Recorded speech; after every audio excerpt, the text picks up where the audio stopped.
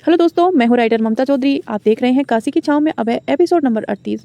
सबसे पहले तो दिल से सॉरी, क्योंकि काफ़ी दिनों से बारिश का मौसम हो रहा था, लगातार बारिश हो रही थी, जिस वजह से काम करने में बैलेंस बन नहीं रहा था, इसीलिए स्टोरी नहीं बन रही थी। कभी कभी तो एक ही स्टोरी भी नहीं जा रही थी। तो मैं आप सबसे माफ़ी चाहती हूँ कि मैंने आपको स्टोरी कंटिन्यू अपलोड नहीं करी।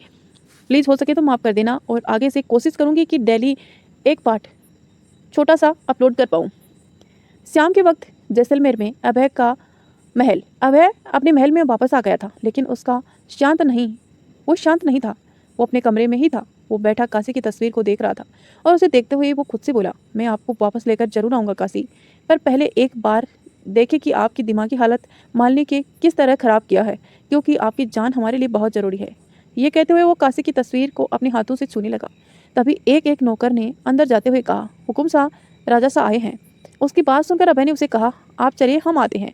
उसकी बात सुनकर नौकर चला गया। अभय ने जाकर चेंज किया और बाहर आया। बाहर आकर देखा तो विजय सालनी चंदो से बात कर आ रहे थे। अभय को आता देखकर विजय ने उसे कहा, कैसे हैं आप? अभय ने उसके सामने वाले सोफे पर बैठते हुए कहा, मैं तो ठीक हूँ, आप बताओ कैसे आना हुआ आज? इस पर विजय ने राणा चंदो की तरफ देखते हुए कहा, बस आज चंदो से कुछ मांगने आए हैं, अगर दे दे तो हमें भी अच्छा लगेगा। तो चंदो ने ये सुनते ही उसे कहा, ऐसा क्या है राजा साहब जो आप हमसे मांगने आए हैं? ये बोल ये बोलिए, क्या नहीं है आपके पास? मुझे जो चाहिए वो सिर्फ आप ही दे सकती हैं चंदो। विजय की बात सुनकर राणा ने कहा, क्या चाहिए आपको राजा साहब? विजय ने सबको देखते हुए कहा, हमें युग का हाथ अपनी शिवांगी के लिए मांगने आए थे, मना मत करना। उसकी बात पर सब हैरान हो गए। इस बार अभय ने कुछ होते हुए कहा, अब बोलो चटर पटर, क्या बोलती हो, करोगी ये रिश्ता? उसकी बात पर चंदो ने उसे कहा, अब जब राजा साहब खुद ही मांग रहे हैं तो मैं कैसे मना करूं, और मुझे भी शिवांगी को अपनी बहू बनाने में बहुत खुशी होगी। ये सुनते ही अभय ने कहा, तो बस लाओ मिठाई और मुंह मीठा करवाओ। उसके कहते ही नौकर मिठाई ले आए। तब तक काशी और युग भी आ गए। उन्होंने देखा कि सब बैठे हंस रहे थे, तो उसने अंदर आते हुए कहा, क्या बात है, किस बात पर खुशी हो मनाई जा रही है? उसकी बात सुनकर अभय ने कहा, राजा साहब रिश्ता लेकर आए हैं। ये सुनते ही काशी घबरा गई। उसने पूछा, किसका रिश्ता? इस पर राणा ने उसे कहा, युग के लिए शिवांगी का रिश्ता। उसके कहने पर काशी ने उसे पूछा, तो आपने क्या कहा? अरे हम क्या कहते, हम मान गए। चंदो के मुंह से ये सुनते ही काशी उछलते हुए बोली, अरे वाह, क्या बात है, मतलब इस बंदर की शादी हो जाएगी। चलो अब ये चुगलखोरी कुछ कम करेगा। काशी की बात पर युग ने मुंह बनाते हुए कहा, दी बस करो। उसके ये कहने पर काशी ने उसे मुंह में लड्डू डालते हुए कहा, चल तू भी क्या याद रखेगा, तेरी बहन तुझे बख्श दिया, पर रुक, मतलब अब तेरी शादी हो जाएगी तो तुझे मैं भाई कहकर बुलाना होगा। जब मेरी शादी हो जाएगी तो तुझे मुझे भाई कहकर बुलाना होगा। मैं तो नहीं बुला रही हूँ इसे भाई, तो ये तो चुगलखोर ही रहेगा। ये बोल वो भाग गई, तो युग उसके पीछे गुस्से में भागा। ये देख सब हंसने लगे। उन दोनों के जाने के बाद चंदो ने सबकी तरफ देखकर कहा, एक बात करनी है आप सबसे। हम युग की शादी तभी करा सकते हैं जब काशी की शादी हो जाए, उसे पहले हम युग की शादी नहीं करा सकते। उसकी बात पर विजय ने कहा, अरे बिल्कुल चंदो, पहले हमारी राजकुमारी का रिश्ता होगा, फिर युग और शालिनी का। वैसे कहीं किसी को देखा है इस टफन के लिए? इस पर अभय ने कहा, हाँ देखा है, 2 दिन बाद वो लोग काशी को देखने आ रहे हैं। ये सुनते ही सब उसकी तरफ देखने लगे। शालिनी ने उसे देखते हुए कहा, पर कौन है हुकुम सा, हमें भी बताइए। उसकी इस बात का पर अभय ने कहा, आप लोग खुद रुक कर देख लेना, 2 दिन की ही तो बात है, आप सब उसे मिल के देख के जाइए। उसकी बात पर विजय और शालिनी मान गई। रात में सबके साथ में खाना खाया और अपने अपने कमरे में सोने चले गए। पर अभय की और काशी की आंखों में नींद नहीं थी। इधर शालिनी खाना खाने के बाद जब कमरे में आई तो उसका फ़ोन बज रहा था। उसने फ़ोन उठा के देखा तो रुद्र की कॉल थी। वो कॉल रिसीव करते हुए बोली, हाँ रुद्र, खाना खाया आपने? शिवांगी कैसी है? रुद्र ने बिस्तर पर बैठे हुए कहा, हाँ माँ खाना खा लिया, पर आप सब क्यों नहीं आए, क्या हुआ? अरे बेटा, यहाँ हमने सबसे बात की और वो लोग मान गए, पर हुकुम सा ने रोक लिया। वो काशी को देखने 2 दिन बाद लड़के वाले आ रहे हैं, तो इसीलिए हमें बोले रुक जाओ, हम 2 दिन बाद आएंगे। बेटा आप खुद का और शिवांगी का ख्याल रखना। शालिनी बोल ले जा रही थी, पर रुद्र था कि कुछ बोल ही नहीं रहा था। शालिनी ने 2-4 बार रुद्र का नाम पुकारा, पर उसने कुछ नहीं कहा, तो उसे लगा शायद नेटवर्क प्रॉब्लम होगी। उसने फ़ोन रख दिया। पर इधर तो रुद्र की बात सुनकर गुस्से में आ गया था कि काशी के लिए अभय किसी लड़के को देखने के लिए बुला रहा था। उसने खुद से कहा, 2 दिन बाद आपकी बेटी को मैं आपके सामने अपने साथ ले कर आऊँगा, और आपको जो करना है कर लेना। मैं भी देखता हूँ कैसे आप मेरी पत्नी को किसी और को दे सकते हैं। ये बोल उसने फ़ोन साइड में रखा और लेट गया। दूसरी तरफ काशी अपने कमरे में आंखें बंद किए लेटी हुई थी। उसके दिमाग में बहुत कुछ चल रहा था, और इधर उसकी बालकनी में जय के गुंडे उसके कमरे में दाखिल हो रहे थे। काशी को लगा शायद कोई कमरे में है। उसने आंखें खोल के देखा तो उसके सामने कुछ लोग हाथों में तलवार लिए खड़े थे। काशी ने लैंप जलाई और उसे देखते हुए बोली, साला सोने के वक्त कौन लड़ने आ जाता है बे? ये कोई वक्त है लड़ने का? चलो बेटा, कल सुबह आना। ये एक काम करो, हम सोते हैं, तुम सुबह होने का वेट करो। जब उठेंगे सोकर तब लड़ेंगे, पर अभी हमारा मूड नहीं है, तो चलो बाहर निकलो। ये कहते हुए वो लैंप बुझाने लगी तो एक आदमी ने उस पर वार करते हुए कहा, थारे को हमें अभी सुला देंगे। यह कहते हुए उसने उस पर हमला किया, पर काशी पलट कर दूसरी तरफ हो गई और बिस्तर से खड़ी होते हुए बोली, देखो बेटा, हमारा दिमाग पहले से खराब है, और अगर नहीं चाहते कि तुम सब में से एक भी पुर्जे को ढीला करूं, तो प्लीज़ निकलो यहाँ से, और मेरे घर से में सब सो रहे हैं। मैं फालतू का किसी की नींद नहीं खराब करना चाहती। चलो सोने दो। ये कहते हुए वो बिस्तर की तरफ बढ़ी तो दूसरे आदमी ने तलवार को उसके बिस्तर पर मार के उसे चीरते हुए कहा, यहीं ये देख रही हो, थारे को भी हम सब ऐसे ही चीर के यहाँ से जाएंगे। काशी ने उसे देखते हुए कहा, बेटा, गुस्सा तो तुम सब में हमारे लिए बहुत दिख रहा है, पर यह बताओ किस दुश्मन ने भेजा है हमारे? साला इतने दुश्मन हैं कि अब पूछना पड़ता है कौन है। चलो बताओ किसने भेजा है? उसके पूछने पर तीसरे आदमी ने कहा, रोहन सरावत ने भेजा है। पता था वही होगा। एक काम करो, आज रहने दो, कल लड़ लेंगे। उसके कहने पर एक आदमी ने उसे कहा, बहुत सुन ली तेरी बकवास, अब तू मरेगी। ये कहते हुए वो काशी पर वार करा। काशी उसका हाथ पकड़कर मरोड़ देती है और उसके हाथ से तलवार लेकर बोली, मैंने कहा ना मेरा दिमाग खराब है, पर नहीं सुना तो है नहीं, तो लो अब मैं कहती हूँ। उसने तलवार के मोटे से उसकी पीठ पर जोर से मारा, जिससे उसे चिल्लाने की आवाज़ निकल गई। इधर युग अपने कमरे में सो रहा था, जो काशी के बगल में ही था। उसने जब चिल्लाने की आवाज़ सुनी तो वो उठकर इधर उधर देखने लगा, पर उसे लगा शायद नींद में उसे सपना चिल्लाने की आवाज़ आई है। वो वापस सोने लगा तो उसके सामने की गिरने की और चिल्लाने की आवाज़ आई। वो जल्दी से उठकर बाहर भागा। आगे बढ़ा तो उसने देखा काशी के रूम की लाइट ऑन थी। उसने ये देखकर दरवाजे को नोक करते हुए कहा, दी, आप जाग रही हो? और क्या गिरा? ये चिल्लाने की आवाज़ कहाँ से आई? उसकी आवाज़ सुनकर काशी ने अंदर उन आदमियों से लड़ते हुए कहा, युग अंदर, रोहन, एक आदमी ने मौसम खराब कर दिया है। तभी युग का ध्यान गया कि हेला में कोई है। उसने झांक के देखा तो नीचे बहुत से लोग थे जिसके हाथों में तलवार था। युग ने काशी से कहा, दी, शायद बाहर का मौसम खराब होने वाला है, जल्दी से अंदर का मौसम को संभालो और बाहर आओ, तब तक मैं देखता हूँ। ये कहते हुए वो अपने कमरे में गया और वहाँ से गन लेकर बाहर निकलते हुए खुद से कहा, बताओ कहाँ मैं एक सिंपल सा प्रोफेसर बनना चाहता था, पर डी की वजह से मुझे भी लड़ाकू बनना पड़ गया।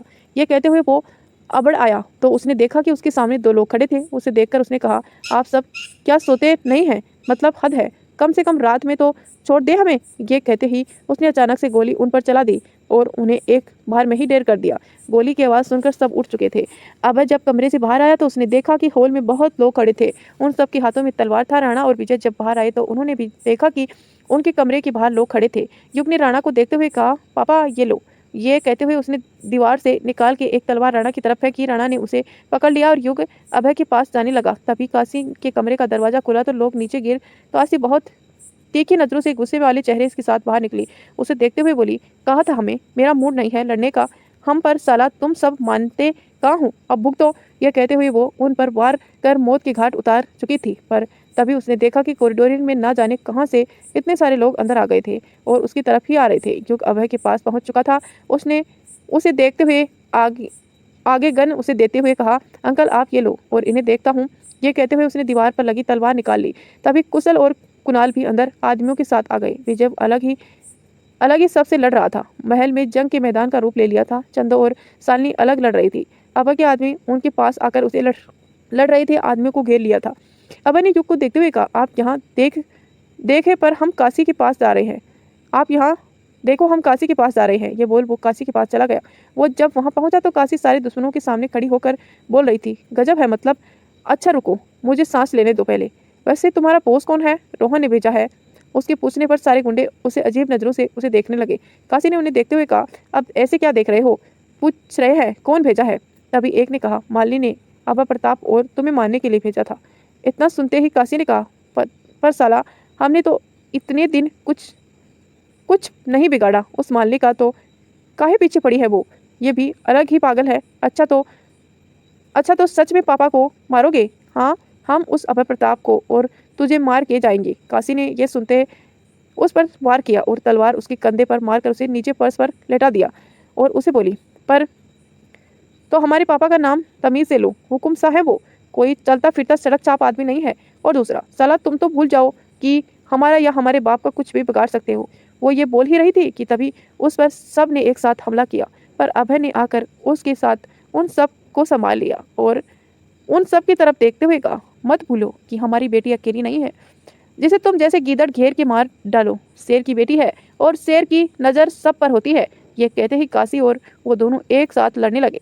देखते देखते सब शांत हो चुका था, सारे आदमी मर गए थे।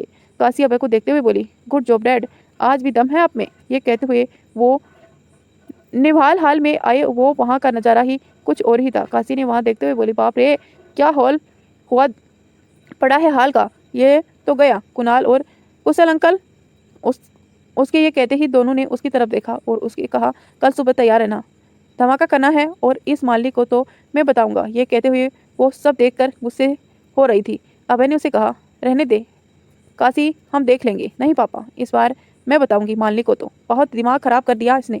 ये बोल वो अपने रूम में चली गई। युग ने इस पर कहा, रहने दे अंकल, ये खुद संभाल लेगी, पर मालिनी इसके गुस्से को कैसे संभालेगी उसका हमें नहीं पता। उसके ये कहते ही चंदो ने कहा, हाँ मुझे भी डर लग रहा है, इसका गुस्सा भी महादेव की तरह है।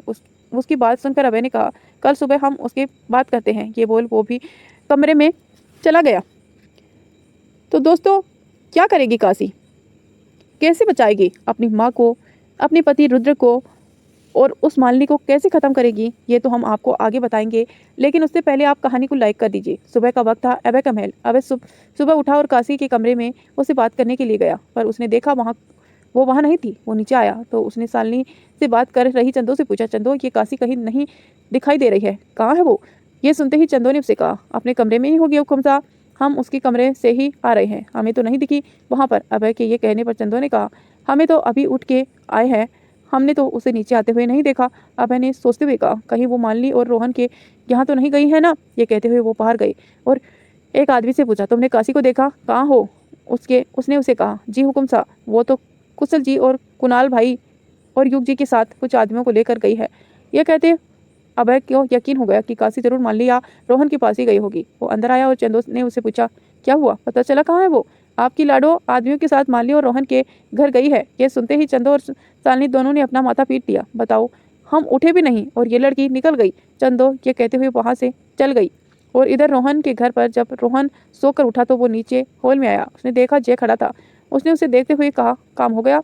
जी सर। कुछ देर में एक धमाके वाली न्यूज आ रही होगी। ये सुनते ही रोहन न्यूज़पेपर लेकर सोफे पर बैठ गया।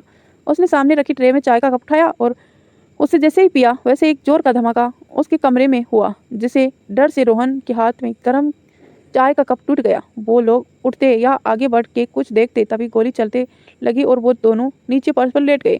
गोली चलना बंद हुई तो वो उठते हुए तभी वापस से एक धमाका हुआ। वो दोनों वापस से नीचे फर्श पर बैठ गए। धमाका बंद हुआ तो गोली शुरू हो गई। एक ऐसे करीबन आधे घंटे तक होता रहा। जब काफ़ी देर कोई आवाज़ नहीं आई तो रोहन ने सर उठा के देखा और संभल के खड़ा हुआ। उसने चारों तरफ नज़र उठाकर देखा तो हर चीज़ तहस नहस हो रही थी। कमरों में ब्लास्ट हो रहा था। तभी पास रखा हुआ फ़ोन बजा। उसने उठाकर के कहा, कौन है। उधर से काशी की आवाज़ आई, तेरी अम्मा। ये जो धमाके हैं बहुत जल्द इसमें तू भी उड़ने वाला है। वैसे तो हम वहाँ खुद आकर तुझे सज़ा देने चाहते थे, मगर अभी किसी और के पास जाना था, इसीलिए सिर्फ अपने आदमियों को भेज दिया। लेकिन चिंता मत करो, बहुत जल्द मिलूंगी। तब अपने महल को खंडर बनते देखो, एंजॉय करो उसे। ये बोल उसने फ़ोन काट दिया। रोहन ने फ़ोन उठा के गुस्से में पटक दिया। उसने जय को देखते हुए कहा, कैसे गुंडे मिलते हैं तुम्हें जो एक लड़की को मार नहीं सकते। अब क्या है, मैं इसके लिए अलग देश के गुंडे मंगवाना होगा, तब कहीं जाकर ये मरेगी। सर, मैंने तो अच्छे से ही देख कर भेजा था, पर न जाने ये कैसे बच जाती है। जय की बात पर उसने कहा, पहले तो मेरा दूसरा घर साफ करवाओ और ये घर ठीक करवाओ। दूसरे ये कि अन्ना को बोलो कि उसकी ज़रूरत है हमें, वो अपने कुछ खतरनाक आदमियों को भेजे यहाँ पर। ये बोल वो बाहर चला गया, क्योंकि घर ठीक था ही नहीं, इसीलिए अपने दूसरे घर जाना ही उसे ठीक लगा। दूसरी तरफ रायपुर में मालिनी नाश्ते के लिए आई। उसने देखा सब उसका इंतजार कर रहे थे। उसने बैठते हुए कहा, सॉरी थोड़ा लेट हो गया, चलो नाश्ता करें। वो लोग जैसे ही नाश्ते के लिए बैठे वैसे ही काशी अंदर आते हुए बोली, गुड मॉर्निंग एवरीवन। उसे वहाँ देखकर सब हैरान थे। मालिनी ने उसे कहा, आज सुबह सुबह यहाँ कैसे? काशी ने आकर डाइनिंग टेबल पर पास रखी कुर्सी को खींच कर बैठते हुए बोली, बहुत याद आ रही थी आपकी, तो मैंने सोचा कि क्यों ना आपसे मिल ले, आपके साथ नाश्ता कर ले। अमर ने ये सुनते ही उसे कहा, निकलो यहाँ से, वरना ये कहते हुए वो उसके पास आने लगा कि तभी गोलियां चलने लगी। ये देखकर वो सब डर गए और अमर तो नीचे झुक गया। काशी ने प्लेट में पोहे निकालते हुए कहा, ऐसे ही शांति से बैठे और नाश्ता करो। योग, कुशल अंकल और कुणाल जी जरा अंदर जाइए। उसके कहने पर सब अंदर आए। काशी ने उन्हें देखते हुए कहा, जब तक आप सब मेरे साथ बैठ के आराम से नाश्ता करेंगे तब तक ये गोली सिर्फ चीज़ों पर चलेंगी, लेकिन अगर आप सब लोगों का हाथ रुका तो गोली आप सब पर चलने लगेगी। तो सोच ले क्या करना है।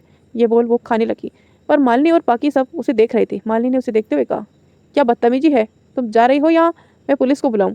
काशी ने उसे देखते हुए कहा, बुला लो, तब तो आप सीधा जेल जाओगी और इस बार बाहर भी नहीं आने दूंगी मैं। तो सोच लो, नाश्ता करना या जेल की हवा खाना है। उसकी बात सुनकर सुजीत ने कहा, मालिनी खा लो। ये चली गई क्योंकि इसके मुंह लग रही हो। यह सुनकर काशी ने कहा, ठीक कह रहे हैं, ये खाओ। उसकी बात पर मालिनी ने भी नाश्ता करना शुरू किया। जैसे जैसे वो लोग खाते वैसे वैसे गोलियां चलती। मालिनी ये सब देखकर गुस्से में आ गई।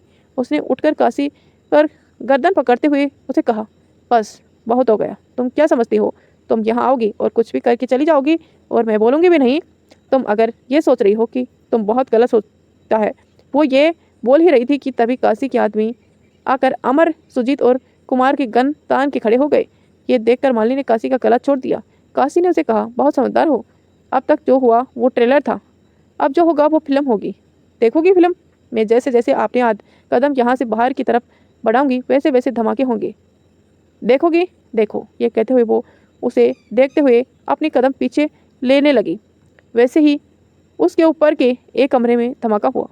उसने दूसरा कदम रखा और बाहर की सारियां गाड़ियां ब्लास्ट होने लगी। कुशल, युग और कुणाल तो ये देखकर स्माइल कर रहे थे। कुशल को आज काशी में अभी का रूप दिख रहा था, पर इसमें राजस्थान के साथ बनारसी रंग मिला हुआ था। वो जिस तरह का सोचती थी वो बहुत अलग ही होता था। काशी चलते हुए दरवाजे तक आई और उसने देखकर बोली, अगली बार अगर मेरे घर तक कोई भी आदमी आया तुम्हारा, तो कसम से ये हवेली उड़ा दूंगी। और सिर्फ हवेली नहीं, तुम सबको इसमें बंद करके तब ताला लगा दूंगी और आग लगाकर बाहर से खेल देखूंगी। तब मरने के बाद भूत बन के चलना जितनी चालें चलनी हो। साला दिमाग खराब करके रख दिया है तुम लोगों ने मेरा। अगली बार अगर रात में गुंडे आए ना तो मैं सुबह होने का वेट नहीं करूंगी, सोते सोते ही तुम्हारा काम तमाम कर दूंगी। ये बोल वो सब के साथ बाहर निकल गई और उसके जाने के बाद माली ने उसे गुस्से से सारी चेयर को लात मार के गिरा दिया। मैं इसे छिड़ने वाली नहीं हूँ। उसके ये बोलने पर अमर ने उसे कहा, मैं इन सब का जवाब दूंगा इसे। ये कहते ही उसने माली ने उसे खींचकर एक थप्पड़ मारा और उसे बोला, शर्म करो और ना कर सको तो जाओ या कहीं चलो पर पानी में डूब मरो। वो लड़की होकर आती है और सब तबाह कर जाती है। वो शेरनी की तरह अपने दुश्मन पर धाड़ की जाती है। और एक मैंने नालायक पैदा किया है जो बस या तो नशे में रहता है या फिर लड़कियों के बीच में, लेकिन एक जिगर वाला काम नहीं कर सकता। देख के सीख लो उसे। वो तूफान की तरह आई और शेरनी की तरह यहाँ से दहाड़ के चली गई।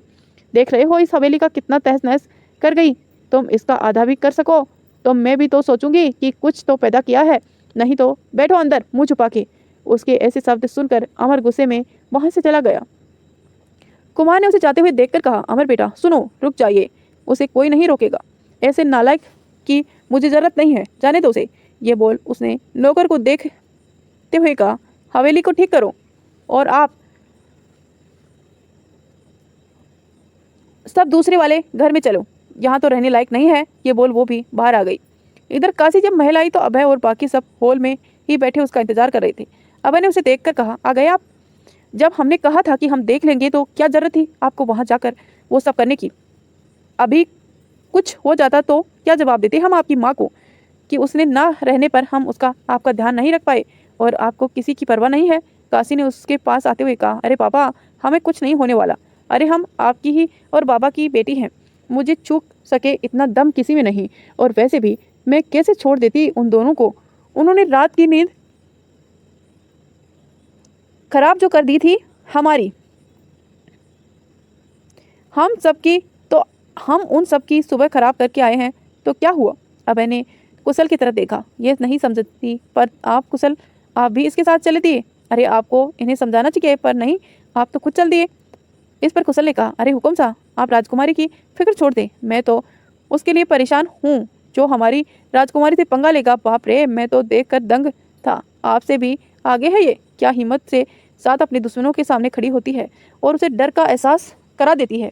ये सुनते ही चंदो ने लहा ने घना चौखुस है, ये घनु चौखुस है। यहाँ हम सब के छोरे के नजाकत सिखाने की सोच रहे हैं, हम तो बड़े अच्छे से इसे सह रहे हो कुशल।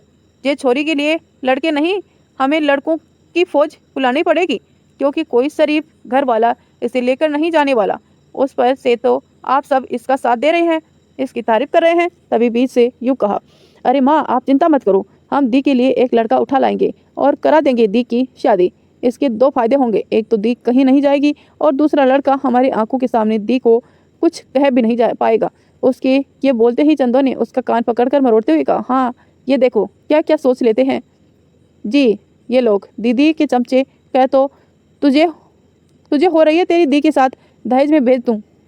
बड़ा आया लड़का उठा के लाने वाला, जब देखो इसका पागल पालतू बना इसके सर पर बैठा रहता है। तू सुन ले कान खोल के, अगर दोबारा यह पागलपन देखा ना तो टांगे तोड़ दूंगी। चुपचाप अपने कमरे में जा, आप दोनों, नहीं तो मुझसे बुरा कोई नहीं होगा। ये सुनते ही युग और काशी दोनों जाने लगे। काशी सीढ़ियाँ तक आई और मुड़ के बोली, माँ वैसे आपसे बुरा और कोई हो भी नहीं सकता। ये बोल वो युग के साथ ऊपर भाग गई। विजय सालनी और बाकी सब हंसती। चंदो ने उन्हें देखते हुए कहा, आप सबकी बड़ी हंसी आ रही है, जाकर काम करो। उसके कहने पर सब अपने काम में लग गए। सालनी ने उसके पास आते हुए कहा, छोड़ो चंदो, अब कितने दिन वो आपके साथ रहेगी। यही सोच के तो डर जाती हूँ कि मैं आखिर कैसे रहेंगे इनके बिना। चंदो की बात पर सालनी ने कहा, ये सोचते ये वो लोग कैसे रहेंगे जो इसे ले जाएंगे। ये बोल वो मुस्कुराने लगी और उसके साथ चंदो भी। शाम का वक्त था। मंदिर। आज गायत्री का मन पेंटिंग करने में नहीं लग रहा था और सिया बगल में बच्चों के साथ खेल रही थी। गायत्री ब्रश लेकर कन्वेंस पर खड़ी एक चित्र बनाती और उसे फिर से बिगाड़ कर दूसरा बनाने लगती। उसने जब 2-3 बार ऐसा किया तो पीछे से किसी ने कहा, क्या हुआ, नहीं बन रहा है। उसकी आवाज़ सुनकर पलट के देखा तो अभय पॉकेट में हाथ डाले खड़ा उसे ही देख रहा था। गायत्री ने बरस रखकर हाथ से को कपड़े से साफ करते हुए कहा, आप यहाँ पर। अभय उसके पास आते हुए बोला, बस यही किसी काम से आया था तो आपको देखकर यहाँ से आ गया। वैसे क्या बना रही थी आप। गायत्री ने कन्वेंस की तरफ देखकर कहा, बस कुछ ऐसा जो मुझे धुंधला दिखता है, उसे इस कन्वेंशन पर उतार सकूं, पर जैसे हर बार बेकार हो जाता है। अभय ने उसे कहा, अगर मैं ना आपसे कहूं तो क्या आप कुछ बना के मुझे दे सकती हैं। गायत्री ने मुस्कुराते हुए कहा, आप मुझे चैलेंज कर रहे हैं अभय। वैसे मैं आपको आपके नाम से बुला सकती हूँ ना। जी आपका अधिकार है ये। अभय के ये कहने पर उसने उसकी तरफ देखते हुए कहा, अधिकार में समझी नहीं। अभय ने तुरंत बात पलटते हुए कहा, हम दोस्त हैं तो आप मुझे उस अधिकार से नाम लेकर बुला सकती हैं। वैसे आपने बताया नहीं कि आप बना देंगी या नहीं। इस पर गायत्री ने कहा, अगर हमने बना दिया तो क्या देंगे आप हमें। उस बात पर अभय ने कहा, जलेबी के साथ दही, जो आपको बेहद पसंद है शायद। उसके ये कहते पर वो हैरान होकर उसे देखने लगी। आपको कैसे पता चला कि हमें ये या पसंद है। अब आप इतनी प्यारी हुई और स्वीट हैं तो बस सोचा आपको पसंद होगा। अभय के ये कहने पर गायत्री हंसने लगी और अभय फिर एक बार उसकी हंसी में खो गया। गायत्री के पेंसिल उठाते हुए उसने कहा, अच्छा बताओ क्या बनवाना चाहते हो आप। उसकी बात पर अभय ने उसे बताना शुरू किया। गायत्री ने बनाना शुरू किया। कुछ देर में जब पेंटिंग बन के रेडी हुई तो गायत्री ने कहा, ले तैयार है। ये कहते हुए वो दूर हट गई। अभय ने देखा, बहुत प्यारी पेंटिंग थी। ये वही दृश्य था जब काशी को अभय ने पहली बार घाट पर देखा था। गायत्री जब उस पेंटिंग को ध्यान से देखने लगी तो उसे जैसे कुछ धुंधला सा दिखने लगा। उसके सर में दर्द होने लगा। वो अपना सर पकड़कर नीचे फर्श पर गिरकर बेहोश हो गई। अभय ने देखा गायत्री बेहोश हो गई है तो वो उसके पास आया और उसे होश में लाने की कोशिश करने लगा। तो दोस्तों, गायत्री को कब पता चलेगा कि वो अभय की ही पत्नी है, ये सब जानेंगे हम नेक्स्ट पार्ट में। तब तक के लिए आप हमारे चैनल पर बने रहिए। वीडियो को लाइक करें, चैनल को सब्सक्राइब करें। धन्यवाद दोस्तों यहाँ तक बने रहने के लिए।